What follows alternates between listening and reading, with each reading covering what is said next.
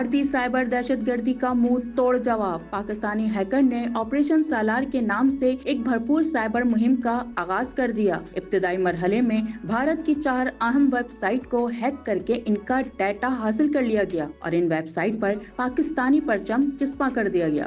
Social media پر operation سالار trend کرنے لگا۔ صارفین پاکستانی ہیکرز کو سائبر ہیروز قرار دے رہے ہیں۔